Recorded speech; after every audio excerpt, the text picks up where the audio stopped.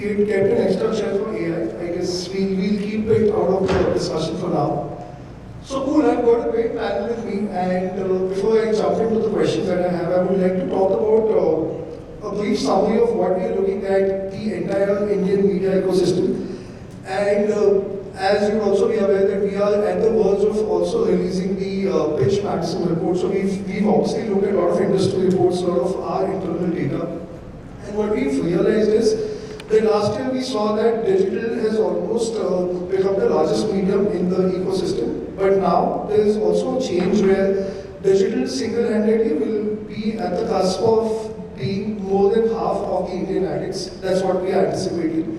And this is on the back of the consumer shifts that we've seen, be it from media consumption as well as from the purchase behavior. Now, while we're saying that, we are also accounting that TV will have a certain role to play. At the same time, you will have a connected TV coming in, which will be defining or redefining the large screen phenomenon, and you will also have an OH radio coming in, right? So how we want to look at the omnichannel mix is what I would like to understand from the folks out here. At Madison, we've obviously recognized the shift, and we've actually moved towards redefining the planning principles, redefining the entire framework that we have, and also get an agentic AI tool in place which can possibly take the entire learning out of the entire framework, principles, and then create an omni-channel media mix plan. So I'll start with my question for Rishabh, and I've got some good list of questions with some rapid fire as well, so that will actually keep all the folks on their toes. So first, this is a question for Rishabh, where we are looking at TV being a mass reach medium. You also have digital, which is deeply fragmented, but also needs the scale. And you also have India as a market where the consumption will be still offline first for some years to come, right? So what is the entire role of omni-channel that you employ in terms of your media approach? It's a very interesting question on minimum viable omni-channel versus the over-engineering. I think every marketer goes through this trade-off, and it's important to make the choices which are aligned with the business. So, for Havmor ice creams, the omni-channel is actually shaped by two key things. The category that we operate in, and the most important, the consumer, the way consumer, the entire path to purchase. So, just want to share quickly a few important facts for the category. The 70% of the consumption for the ice cream still happens in the top 30 towns. 80% of the consumption happens at point of sale, which is offline. Largely an impulse-led category, where the trigger could be multiple. It could be a weather, it could be a occasion, it could be a celebration, family, home. But interestingly, the per capita consumption of ice cream in India is very, very low. It's close to 1 liter per year. And if I have to share with you that it's even worse than countries like Bangladesh and Pakistan. So there's a huge headroom for growth. But it also comes with one big challenge because it requires enormous cold chain. So for us, given that 30 towns contribute 70%, and the right optimum mix would be to use digital because it allows you to go very, very sharp to the towns. Summer is very important for those 3 months where TV kind of sits on the digital and helps you to kind of leverage those, massive consumption occasion. And most important is whether you have the right cold chain infrastructure, you have the freezers at a point of sale which are visible. That's where the actual conversion happens.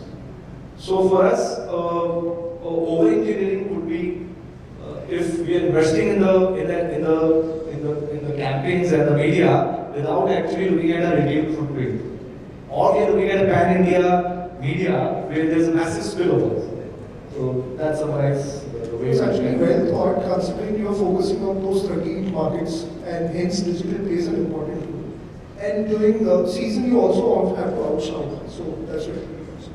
Priyancka, how does it work for you from a portfolio point of view? Hi everyone. So before I start, I would like to just introduce hygienic research because a lot of time people think it's a which organization, but it's actually the organization with the brand streets, vast knowledge streets professional. Coming to your question that, as an omnichannel strategy, if you look at it, it's all starts, what Rishabh was saying, from the consumer, right? And the big minimum thing which is required is two, if I have to put it on the pivots or the pillars. The first one itself is that, how are you making your brand mentally available?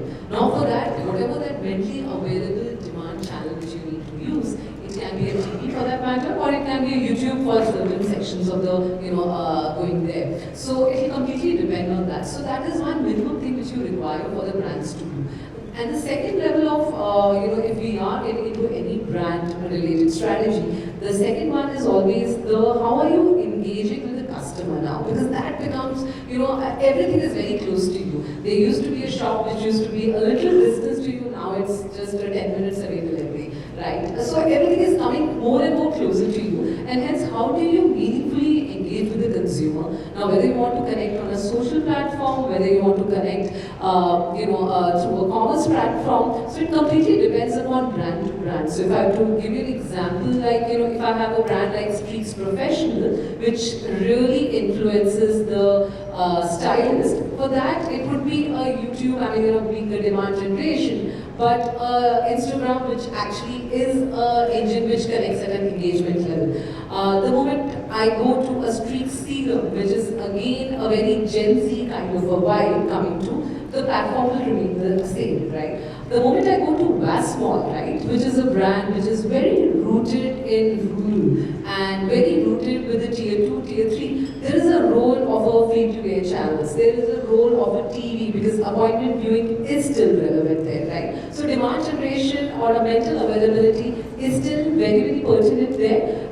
But you start doing it at engagement. Now that engagement can be a rural activation in the earlier times, or it can be an engagement now sitting with the YouTubers, right? So it's completely even on that. So there are two pivots which I think for any brand strategy you definitely need to do. One is a mental availability at a reach level, and the second is an engagement level. So that combination really works for it. I guess what you've managed to back is the mental availability is also meeting the physical availability. And basis that the omnichannel mix will change. Fair. I have the next question for Abhishek. This is on the lines of television, where we know that television has a higher attention role. We also know that television as a medium has a stagnancy from an addict point of view, is slightly degrowing from a consumption point of view in some cohorts, right? So how would you look at the role of television, considering you know that there is also digital which can be deeply targeted and so on? Yeah. So, a very interesting question, and I'll tell you this is something which is a very big question in the boardroom today on how do you spend your media, right, and where the efficiency lies. Now, there are 2-3 ways we look at it, right? Mental and physical availability is definitely one of the important aspects. And I represent Piramal consumer part of the business, which is a very strong legacy of the pharma business, right? But we also operate in categories like baby, skincare, some of the beauty products, and also a lot of OTC brands, which operates in antiseptics and digestives and skincare. Now what happens is TV does a role. TV gives you scale, TV gives you salience, TV also gives you trust at scale, right? So if you want to really talk about the OTC product, going on TV helps, right? You're also trying to touch the intellects of India where the products are sold. And KBS becomes a destination channel, right? So one of the things from physical availability, we look at what's our numeric and weighted distribution. If those numbers are fairly high, TV plays a very important role in the mix. But when it comes to say a baby or a beauty or skincare, the dynamics changes a bit, right? Again, going back to the basics, what is it that TV does and what is it that digital will do incrementally to TV is one approach. The other approach is what Rishabh was saying, is look at where your core markets are, right? And we've identified, as Rishabh was saying, 30 markets. We are largely also have 40 to 50 markets in India where the biggest contribution of skin or baby comes, right? So we focus there. Now TV may not be the best medium to reach that profile of consumer in those top 30, top 50 cities, and that's where the mix comes in. Just to give you some numbers, I mean, in good old days, we were almost 90-95% TV advertising, right? Today the shift has been significant. We've already moved from a 90 to a 50 kind of number, which means half the investment today is now going on digital. Now digital itself is so fragmented today. We're not talking about going on YouTube. We're talking about social, we're talking about performance, we're talking about influencers and stuff like that, right? So there is so much of fragmentation which is there on digital. I don't know if 50% is also sufficient, but the shift is visible. And the transformation is not impacting business, that's the greatest news. Because it has also brought efficiency into the business budget. I'm spending possibly lesser money what I used to spend, but my sales scores are fairly high, my market share gains are happening, I'm able to distribute my brand. So everything what should happen is happening. At the same time, you are able to bring efficiencies through a good mix of TV and digital, right? At a very, very top level. So I think that's how it is working, and that's why the role of TV remains for some brands, whereas for the others it's a good mix. And we keep on calling as integrated media as the core of our thinking for future. Sure. Now, I guess I would like to turn the tables to Gunjarav in terms of Z being the broadcaster and TV being the key medium for you. How do you look at the ecosystem change, and what would you say to the advertisers that why TV still holds that cheap? So thank you, nice question, and that's a burning question that we get in all our meetings, all our board meetings. Everyone seems to ask that question. Let me tell you, for us, Omnichannel is not about being present everywhere. It's about present everywhere where the customer is, or the consumer is, or the viewer is. Our content state is also being constructed on that basis. So from metros to many bharas, as what we call it, many bharas as in the tier 2, tier 3 towns, our content state is built on that basis. And then going the customer in that way. For us, we have built a heavy omni-channel ecosystem on our network.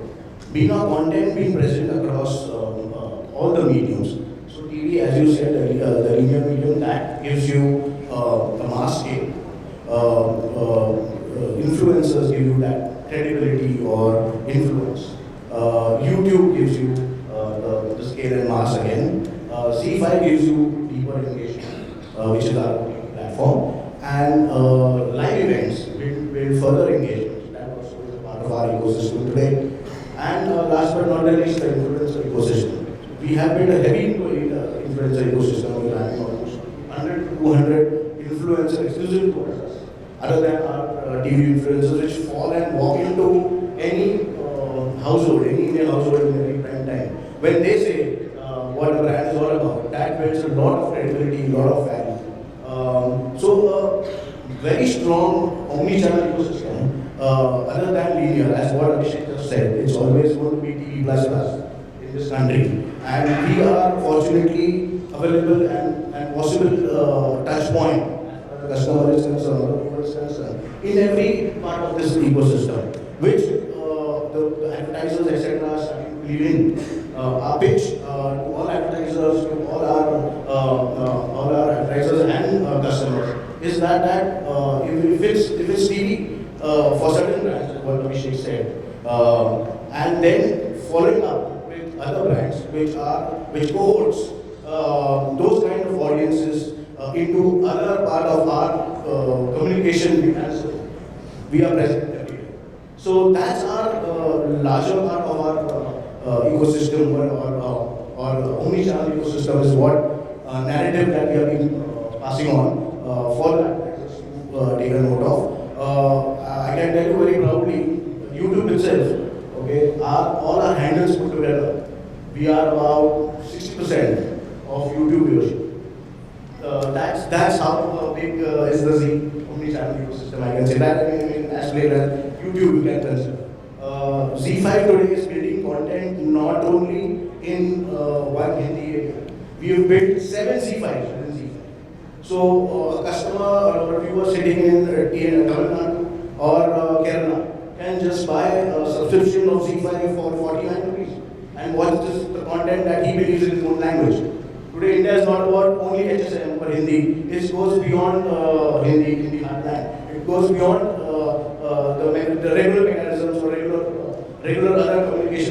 which other OTTs are believing. We are believing more in the languages that all India is all made up. And hence, if there's a local brand, MSME, say sitting in Kerala, okay, he can easily cohort his audience based on the content that I'm giving in that particular language. So that is part of our omnichannel ecosystem, and that's how we are, making up or trying to strategize ourselves towards this new engine that's getting built up. I guess one thing that I took away is that you also realize that how not just being a broadcaster but opening other revenue streams which are shoulder content of your Absolutely. content is important, and I think that's a great and smart move where you also not just fragmented at a Z5 level but gone beyond that and created language level, created state level content, and that's how you fragmented. I have a question for Neelima. Now we look at digital as heavily fragmented, but at the same time it underlayers, be it your large scale CTV, be it outdoor, be it e-commerce, be it content creators, etc. So do you see digital playing a role of having a unified consumer strategy, considering it cuts across all the large mediums today? Not just creators, social or e-com, but also outdoors, but also TV from a single point of view. That's a very interesting question, but very loaded too, actually. I will briefly talk about Luminous, which is inverter, battery, and solar company. And Omnichannel as a thought process started with the purpose of how can you bring a seamless brand experience, but most importantly, since it's technically very complex product, most of the searches happens online, while the understanding further happens through offline retail, and then purchases may happen through offline or online. So this is a category where it is very deeply integrated into the knowledge and where do you search the information. Most often consumers will not understand in this category as to what's the load, how much is the capacity I need to buy, which panel I need to buy, what subsidy I need to get. So everything is available online, and there is a lot of promotion which happens on the digital space for knowledge sharing. Now in this kind of experience, what I'm talking about, where digital becomes the core of discovery, and then finally the consideration cycle, which is driven by a lot of offers which comes online to be it e-commerce portal or the brand websites, and then finally conversion may happen online or offline. But more importantly, the journey is 1.5 years of journey. Now this journey needs engagement, where there is a lot of other mediums which come into play, where TV acts as a medium of awareness. You must have seen Luminous on IPL. This is mostly to actually just make sure that in the clutter of more than 200, 300 brands in the industry, how can you get the brand always on top of mind? But a lot of conversations and conversion happens through all the media partners which we have, right from Z to YouTube to all the conversations which we do across times, actually advertorials which goes with it. I think a lot of those E4M which also comes in and talks about a lot of media interventions on consumers which is happening on connected ecosystem. So now this is where you actually connect all the pieces together from digital to the conventional medium of TV, print and radio also, which is a conventional medium, plays a very big role because there's a lot of time offers by subsidy and announcement which we use very effectively in that platform. So having said that, this is the way the phygital and the digital and the physical system comes together to actually make a purchase happen. But if I reflect beyond this category, which is solar and inverter battery, and if I go to buying a PC or just buying an oil, then the journey may differ vastly from where it is today. Like oil, I didn't see digital playing that much a role, other than actually talking more about which is a more healthy oil or beneficial oil. So a lot of medical marketing helped there on the digital to create awareness. But when it came to PC, again, when it became very technical, technology, know-how, again digital came how to actually play a role. E-commerce is still to evolve a lot. I mean, while we are saying it is about tracking customer journey, is e-commerce enabling consumer to buy? I think that is a place where there is a lot of work which has to happen. And thankfully with AI, agentic AI and chatbots coming in, we are seeing a lot of benefits because the learning models which we have put together is actually helping consumers to buy, which our agents were not doing a great job of it. And consumers are also confused with so much of knowledge available on social media. So I guess if I have to take a summary out of it, it's not just a broadcasting medium, if I have to look at digital for you all. So it is also on the lines of how you can drive education, how you can get the discovery within the audiences, and then also close the loop with the entire chatbots, etc. coming in, and then e-commerce being your final journey. But the middle 3 layers that I spoke about play a pivotal role to close the. Absolutely. It's about managing their journey cycle and how as a brand I can actually hold hand at a different stages of decision making. Absolutely. I guess this was also beyond we thought from a broadcasting point of view. So it's a great example. Thanks, Neelima. Priyanka, for you, because I've worked on similar CPG brands, right, where it happens so that all your serums, etc., because they're new age brands, new age products, the entire funneling happens on digital, be it from your top to bottom to mid to consideration, etc. So how do you see the role of digital, where you can unify this entire consumer segment and create the entire full funnel style? Yeah, if I add to what Neelima was speaking, that is more digital. But for me, if I have to look at it, digital is no more a channel. It's an operating system on its own, right? So the consumer insight, the consumer discovery starts there.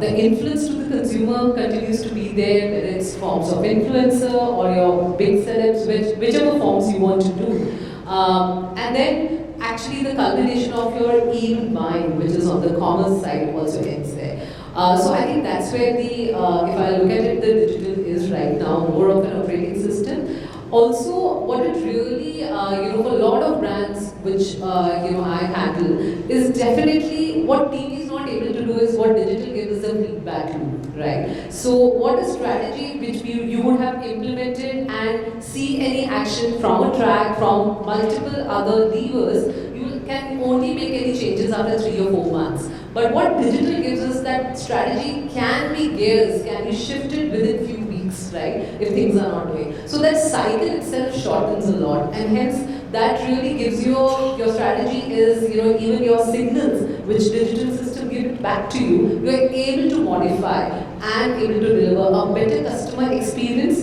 a better customer insight, and you are tracking your share of search, you are tracking your searches across the platform and seeing what is really leading to it and how do you need to really influence and close the entire funnel. So hence, in total, if I have to say, it is a unified consumer strategy now, especially the brands which are now completely on digital. It is completely, you may end up buying in your physical stores, but entire decision making and influencing now happens on digital. It just happens, you buy it on quick commerce, you buy it on your Kirana store, or you buy anywhere. So it's just an availability which is there, but the entire funnel before that, you can actually influence completely. That's actually a major part of the entire marketing effort, where distribution will take care of your Kirana stores and your bottom of the funnel, but the entire decision making, discovery happens on digital. Awesome.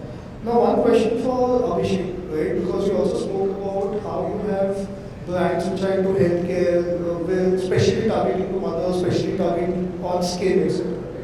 Now, if I have to look at Shah, he believes in going broader because there is also a light user who's buying it, not just going by precision. But digital as a platform offers both, and when it actually came on the fold, it started talking about precision. Now it's obviously diversified towards also going broad. What is your take on it? That how would you see the omnichannel role for digital, whether it's going broader and going to light users across the category, or going precision? What is work for you as well? The very short answer is imagine some of the FMCG brands what we know today were built by speaking to 5% of people in India. I'm not very sure if that is possible, right?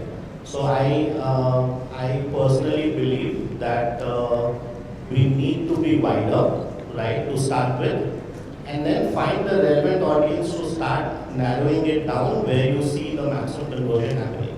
Now, a lot of time we are able to do full funnel activities. There it is easier to gather insight where the conversions are happening, but it's not very seamless today that you can do full funnel in every investment what you're doing, right? For the kind of categories where we operate, where you have a large offline presence also.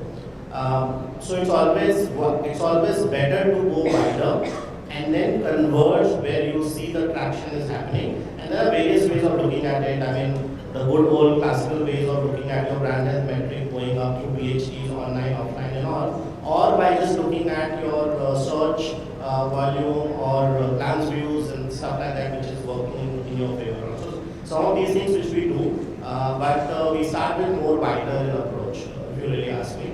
And it has definitely helped us for at least the brands which are more widely available and are through omni-channel, in terms of availability. In terms of OTC, where chemist is the destination channel, where you have to be wider because we are possibly present in 200,000 or even more outlets, chemist outlet in India. So your presence is right from 50,000 down to 4 million or 8 million or 10 million towns also. So the presence is wider, so you have to go wider in that case. I guess one of the principle that we use also, if your TAM is less than 30 to 35%, you do precision. If it is anywhere above 30-35, you do broad. Also because, and one of the examples would be gel, right? The serums. Now when serums came into the market, you always perceive that it's female TG who are using it. But then you also know that your consumption TG is also male, right? And hence going broader will help unless you're catering to a very smaller audiences where your TAM is less than 30, then it all the more makes sense to use a business. Just add to this point, yeah. So also two other metrics, and one going back to what you were also mentioning. We also look at the categories where we are operating. So right, so there are more mass categories. We call them hero categories where the reach is wider. So obviously look at the more wider reach, and versus the premiumization which is more narrower. At the same time, we also try and see if there is a differential role the brand or the format needs to play with consumer, and so define your strategy. Right? So these are few things which we keep in mind while deciding, and it's a very regular conflict with my media folks in my offices. Go wider or go precise. Maybe we come from a background of more TV and then they have evolved now. So we still feel that wider will help you to cut down in future a more funded consumer audience, which will help us for a better conversion. And I think the data today says that that's the right approach. But obviously, happy to hear from others. I guess it's a conflict between the first principles and how then AI is saying, no, I still get to the revenue people. So that's why this is. So I have a question for you on the same lines because you work as a tech partner and advertising platform. How do you see this as a trend when the briefs come to you and how do you suggest this to advertisers? First of all, thanks for everything. And we'll just introduce myself. I'm Saurabh. I PrsmX for Mobavenue. We are a DC platform made in India for global consumption, and we believe in outcomes. We don't optimize impressions. From branding to performance, from top to mid to bottom, we consider all the levels. And just like that, right? So I have a metaphor for this. What you said, the signals don't decide on what traffic comes in, right? It doesn't decide. So it's better to go broad, be smart to optimize, let the signals decide who will enter, who will exit, at what price point, right? So in our tech platform also we do that. We make sure we use all the relevant signals for the brand so that if they are going broad, they know when to, for the next moment, where to capitalize, where to invest more, and how to convert their consumer. Because every time a lesser CAC, I think we had a very fantastic discussion backstage. Every time a lesser CAC doesn't believe or doesn't make sure that it's a new user, it can be a better remarketing strategy. So you need to optimize your signals well, but your approach has to be broader, and then you decide down the front. So we use this approach in our tech platform too, and we make sure that performance is scalable and we make brand measurable, so that as a brand you know where your work, what is getting to you. Fair actually, because the idea is you'll have to look at the entire funnel and not just one objective. You will always have audiences coming to you, maybe at a warm level, and then that's why you will have to actually go back to them with a more targeted and a more creatively customized approach. I guess that's where. Your user is nowadays everyone. I think all of us sitting here, we have different marketing teams. We have different all the teams, all the jargons AI we use. But consumers are not in silos, right? You need to reach them at the right point of time, at the right journey, so that they convert. You cannot say this consumer is coming from branding or this consumer is coming from performance. At the end of the day, I have to make sure I win my consumer and they come back to me again. So we get the advertisers in that. Awesome. A question for you, Rishabh, because we are talking about an impulse category, and when I say ice cream, it's slightly more highly impulse category. So, what role does a creator play in your entire omni-channel? Because one of the emerging trends on digital also, which has slightly helped to push the envelope, is social and short form, which is driven by content creators. And what role does content creator play in your journey? Is it an alternative channel, a media vehicle, or possibly an extension of the brand media at this point of time? Good question. I think everybody today wants to get into content creator because we don't want to miss. But the classic hierarchy would be when we start looking at them as a media channel. I think today content creators make more money than all of us put together, and it's not a cost effective. It's very expensive. And if you're utilizing them as a media, it will be a classic hierarchy. So you have better ways to optimize your cost, far more efficient way. For me, content creator is actually bringing the relevance and meaning to the brand. Content creator know their audience, they know their content. That's the first place they are what they are. So let them do their job. We set up the guidelines on the brand, and whenever we have seen though we should want the brand specific these wants to talk about. You should also tell them where the product is available. You can buy it from here. You see your engagement goes down. You see your views don't move up. Whenever you give this freedom by setting up the guardrails, you see the content creators coming up far more creative. You see your engagements, your conversations going up, and it's far more organic. So I think you need to see them as your creative partners rather than a media vehicle. Otherwise, that you will find a much cost-effective way of media. Fair. And if I have to go one level below and go deeper slightly, creators also come with a conflict, right? Which is whether it will be brand values versus freedom, whether it will be category block versus non-committal. I guess a question to Priyancka in terms of how do you look at this, considering the category that you would be engaging in are also high cluttered, and it also driven by creators where a lot of decision making consideration happens. Now, how would you look at saying that, okay, do I need to have a long-term association with a create a series with them, or use them at an add-on level? And obviously the brand values and freedom, how do you look at this particular? I would actually agree to what Rishabh was saying and take it from there as a cue. So content creators for us is actually, obviously they'll add some kind of a media value. So they are not, that's not something which it's second about. But the reality is that you're going to content creator because there's some sync brand fitment which you see with that content creator, right? So one of the key part is that, if I'm looking for a beauty brand, right? If I'm taking any content creator who is for a professional setup, right? He has to be a hairstylist, right? He needs to be really good in his art. So brand fitment becomes very important from that perspective. So because the person carries himself or herself in a certain way, it becomes pertinent to it's easier for us to, really talk about our brand values and what are the key things which are really definitely needs to be followed. We believe in a contextual exclusivity, I would say. What it means is that, obviously if I am saying that my product or something which we are really want them to educate, nowadays all these content creators are great educators. So they come with their baggage of their own knowledge, right? And which as a brand, I would not be very comfortable getting mixed with what I want to talk about, right? So obviously those are the guardrails which we definitely put, that you need to be in your own tone, you need to be, the reason I'm coming to you because there is a great followership you have, and we don't want to take that away.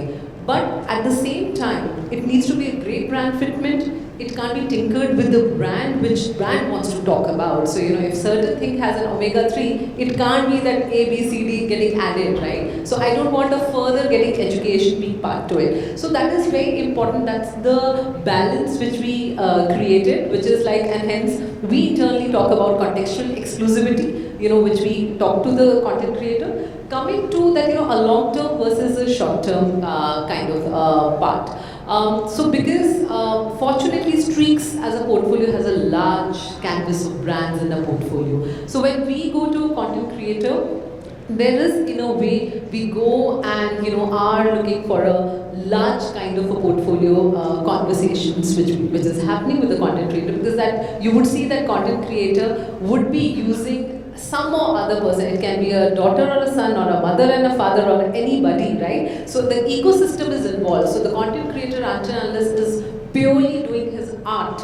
An FMCG, they are involving the entire ecosystem along with it, and our products fits into their ecosystem along with they are doing it. So well, for us it's a little slightly longer, right? It's not immediately one reel and go out. So we definitely like to engage a little longer with the people because that really builds trust, credibility, because a person today using my portfolio or a brand can't next day say that, hey, I don't care about this brand, right? I mean, there is a credibility which sits. So the credibility only sits when you are having a longer association. May not be for a year, but for a certain months, but it needs a credibility to be associated. You need to be an authentic person. So authenticity becomes as important for us. If you don't believe in certain, like for example, we will not take a person who is not ever talking about brightening. If I'm as a person very comfortable in my skin as a content creator, I'm not going to ever take you for a brightening sunscreen or a brightening creams, right? I mean, it doesn't fit in that fitment itself. You don't believe, it's not your ethos,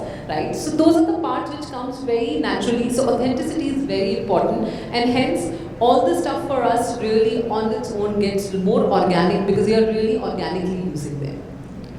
Basically, you'll have guardrails while you give them the freedom, but these are the guardrails that you need to ensure that are not overridden. I have a point on your note. There was a one listed retail brand which wanted to go live with CTV. Then I took a creative freedom and asked them, sir, क्या freedom मैं ले सकता हूँ? What can I do to achieve your targets? Right? You know what he said? He said, Saurabh, if I give you more freedom, you will kill my message. But if I give you less freedom, I will kill your authenticity. Right? So they told me, they gave me the guardrails. They are like, here is your limit. Play in this and give us the best of the results. So that authenticity is a big thing for me. And how do you do it? That's one. Actually, at a very larger level, today the whole ecosystem of content creators and other influencers is, in a media language, you need distribution, right? So they give you distribution. You also want your story to be good to consumer. They take your story. So it's a great package of distribution and storytelling. And I'm not commenting on the authenticity. I think that's very, very important. And it's hygiene. One needs to do that.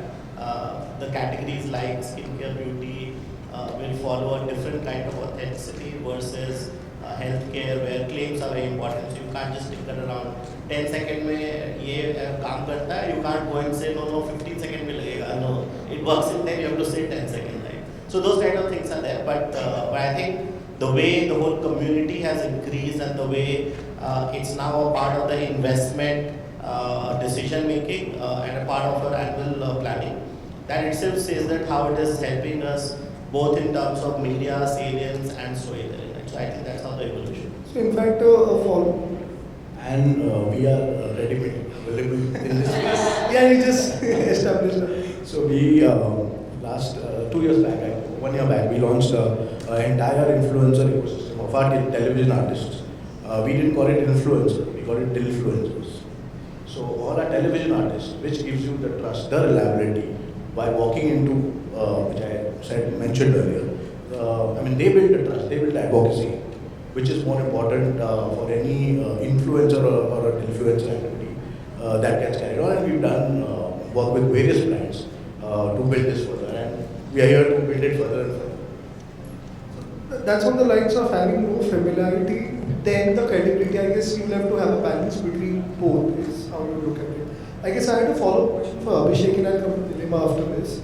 How do you decide what part of your messaging, brand messaging, must be retained when you're going omni-channel? Because all the channels would have a different, the way you rightly said, you can't fit a 20-second message in a 10-second, but you also have those claims, etc., that you want to get it out at some point of time, right? So how do you, what part of the message would you retain across all these mediums, and what degree of control you want to have? The brand messaging, either it is the brand purpose or the campaign idea, that has to straddle across the channels, right? Whatever medium you choose. So that's the non-negotiable thing. And I think the different channels also need to play differently, right? TV has to give you that scale and salience at a much larger level, also helps you to build trust. And I'll give an example. I was in a very small town, Bareilly, a couple of weeks back, and just to go to the retailer and you say that I'm advertising on TV, half of your work is done, right, to get your product to the store. And in a lot of categories where we operate today, winning with consumer is equally important as winning with trade. If the trade you have not won, then the consumers will not find your product, right? So the role of TV is more possibly emotionally connecting with your consumers, larger landscape, you can talk more and stuff like that. But when it comes to say an Instagram and for example beauty or a skincare, you talk about regimen, you talk about usage occasion, you talk about application and stuff like that, which is possibly not possible on TV, right? But the core of your campaign idea or the brand context still remains the same, right? And when it comes to e-commerce, where a significant amount of money, at least in FMCG today, is moving very fast, has to be performance driven. It has to talk about conversion. It has to talk about benefit, what you get then and there, convert, order discounts and everything. Right? So it's very, so the content what you create are different for different platforms, and it has a job to be done, and it has to do that job. Gone are the days where you make 1 30-second, create 5 copies of that, and then run on TV, digital, YouTube, Instagram, everywhere the same content is running. I'm not very sure if that is what is happening nowadays. And even if it is happening in no time, you will see that dying out, and there are new ways of content being created and communication being redesigned, keeping the core of the brand and the campaign idea intact. That's the evolution which is doing, that's the evolution which we have done. Either it is a taboo category like HRIPL contraceptive, or if it's a category as widely available as a beauty or a baby. So that's how the evolution has happened, right? Sure. E-commerce is a very big business for us. A significant amount of business, 30-40% comes from e-commerce, right? And for that size of business, you have to think very clearly, because you can't build brand on e-commerce by just talking performance marketing. It doesn't work like that. At least what I feel. So you have to think of how do you build brand at the same time. You have to get the conversion and get it at the right cost so that you're profitable also at the end of the day. And Neelima, how does it work for you? Because you started on the lines of discovery, education, and also key attributes that you have to build while the decision making happens. So what, in terms of retaining the brand message, how do you ensure that, okay, while you're being true to a platform natively, but you're also retaining the brand message? For us, it is very simple that the messaging has to be integrated with a lot of credibility of the company to service and install. So actually buying is the easiest part of it, is what I feel in this category. But after buying, will it last? Who will service? Who will take care of it? And I'll give an example. If you today put a solar roof, that roof has to last for 25 years. But brand or the company who installed may not last for 25 years, right? So then you need to buy from the company which has the credibility of, yes, of past 25 years and will last for next 25 years. Also, who is selling? There are aggregators who are selling. So an information overload is there. Every day government is putting so much of information. Influencers are putting so much of information, and there are colleges, in universities, everyone is putting so much of information. If today consumer goes there, it's not about the information, Now, who is giving that authentic piece of information for them to really make right choice about the technology, about the product and the brand and the company which is servicing with it. So here what Abhishek was saying, it is also to do with which medium will now serve what purpose. And I see a lot of influence happening with the distributors and retailers which we have, because they are the physical evidence of the company's trust and the credibility. A lot of time is spent through them, and then we have system integrators in between, where you do a lot of meets, expo, exhibitions. No amount of digital marketing is helping there, because that physical interaction to map the universe and map a space and say what's the size you need is a big task in itself. So more technical I get, more I think TV doesn't help. Digital helps, but it doesn't help me shortlist my choices. And that is where the physical interaction is helping me a lot. From the content and from the brand choices point of view, e-commerce is only helping me drive that conversion, is that last mile conversion, because now they know here is the trusted source. Now I need the whole package of AMC and then maintenance and service which goes with it. It's also a product which needs installation, and I see this similar journey having come from durables and other industry as well. Similar journey, you can buy an AC, it will run, but someone has to come to install and also then take care of the post-maintenance thing. Or you buy an RO, similar thing. Now here the content, here the pieces has to work very differently. And that's what I feel is the way this industry, I can give one example. I guess one quick question, and because you mentioned about dealers, etc., right? What we've seen also is there are a lot of advertisers traditionally who will say that, okay, while I know that digital as a platform works, but I need to still do TV so that my dealer sees the ad and there's a confidence. Does that? I think we have to acknowledge what role of each media. TV does build awareness and that top of mind upper funnel which you are looking, how many people are seeing me, are they aware of me? By awareness, it doesn't just get into consideration. I think that is where all these other medium works. FMCG to electronics, having worked in those, it's easier to convert from TV to actually the purchase funnel. But when you come to these kind of industrial products, which is becoming more FMEG, fast moving energy goods industry, this is where I still feel that dealers, their advertising, their hoardings, the exhibitions and the expo where the material exchange is happening, a lot of them is still very, very relevant. So you have to see which industry, what objective are we trying to drive out of it. I would also say a large extent of this is driven by the ROI. I still feel, I mean, my colleagues can further talk about it, that TV advertisement is, I still cannot calculate ROI and conversions. There is still a black area or grey area which needs to be filtered. But when it comes to digital or a physical medium, I still can do demand generation. Lead generation funnel can be activated, and I can close the loop by actually converting it back to again a cycle of education and the conversion. Now this is possible in these mediums but not on TV or may not be so much on print as well. Fair. I guess that's a great point where you mentioned that digital is quantified at all levels, because you still know that by a certain effort, how much your search has moved versus how much your organic sales have gone up, so you can still quantify it in that extent. Awesome. I guess this I would also say languages are playing a big role. What digital is enabling, which a TV or a print was not able to do because it was so segregated. Digital is at least enabling me now to have that conversation with agentic AI into local language, and that is also machine learning.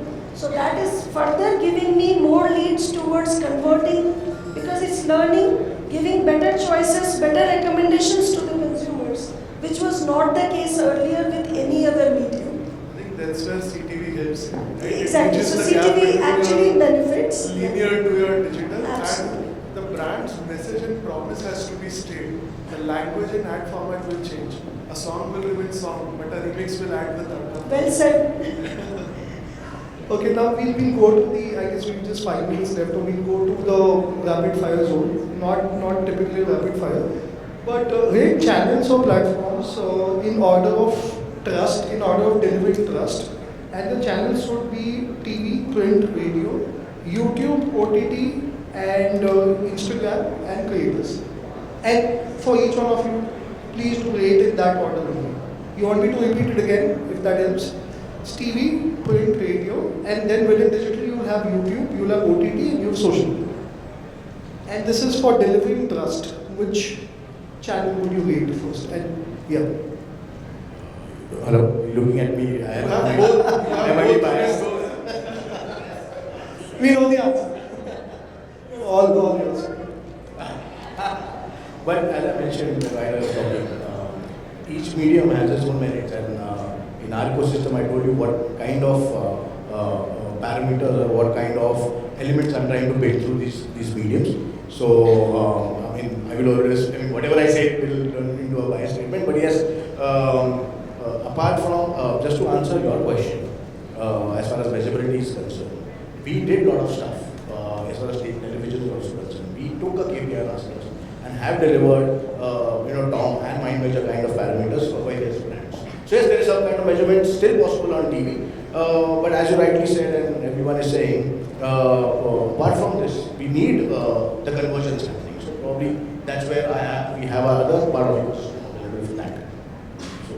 Gunjar, I may not choose because I have to work with all platforms. No, you have to rate. You Yeah, have to choose. I would still say that obviously TV launches your brand, digital stretches it, and OH stamps it. That's for me. I think I would rate in phases and not in maybe numbers, but yeah, for me, this helps. As a tech platform, this helps. And will it be the same if you have to drive brand experience? Because trust is one factor, but the moment brand experience comes. Yeah, so then obviously TV is still very, very relevant. It's not going anywhere. It will just become smarter. So TV, OTT, YouTube will stay at the brand top, and then maybe you can go out to digital so that you reach. Because as she said, right, TV, I may not know who is watching or where they are watching, what would be the convert, but I can stitch that through my digital via the signals and housings and all. So that still helps, and obviously then the content influencers or Instagram and social, it helps to exaggerate to that next level for me. So on top funnel, yeah, TV, OTT, YouTube for me. Yeah, Rishabh. I think the three things, there's a big disruption that everybody is aware, and why we see so many insurgent and challenger brands. The modes of legacy brands have gone. Whether it's about media, now it's hardly any entry barrier for any newcomer to come on digital. The modes of distribution is also disappearing with quick commerce, and consumers are increasingly less brand conscious.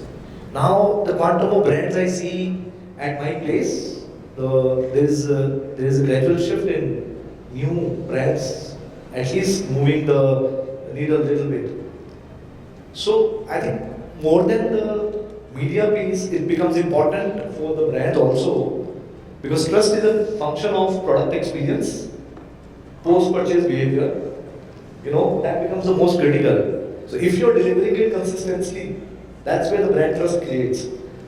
Within the media scape, I would believe that TV, from the trust factor, still plays a bigger role. Sure. Because there's a plethora of brands in other media, especially digital. TV still has that stature of credibility sitting in. No, I would second what you're saying, because there are many brands which are not on TV, and it's reminding me of my own tenure at HP with gaming. Gaming never advertised on TV ever, but you will find such loyal customer base of gamers who knows which machine to buy and which one will play to make them win, right? And there are many such categories which is not yet on TV. So to me, TV or any medium is only a reminder or maybe enhancing to give better messaging. What's important is the trust is built over the period of time. And I don't want to undermine what your dealers and distributor is doing to strengthen that trust. Sometimes that doesn't come as a form of advertisement, but if I see there are every street there is a dealer outlet available with that board which is present, which is forming as a form of hoarding, is a bigger trust for me. And if I see that on TV, it further makes it more sure in my mind. And if I watch more content on digital, it further gives me more technical know-how. But can I build this seamlessly, same messaging? It's further going to build that trust around that. Absolutely. Fair, I guess we are done with the questions. I would like to open it to the audiences to also have, if they have any questions. I guess people are waiting for lunch. So, cool. So I guess the summary that I have from the conversation that we had is one, while digital is more quantifiable, measurable, the way Abhishek said, it's also possibly not dented the sales or offtakes and given efficiency. There's a definite role of TV in terms of brand building, in terms of saliency, in terms of building that stature of the brand. And then you have other new age mediums like social media, e-commerce to somewhere build that consideration for the brand, education for the brand, at the same time close the loop in terms of sales. Cool, I guess we are good with this. Thank you.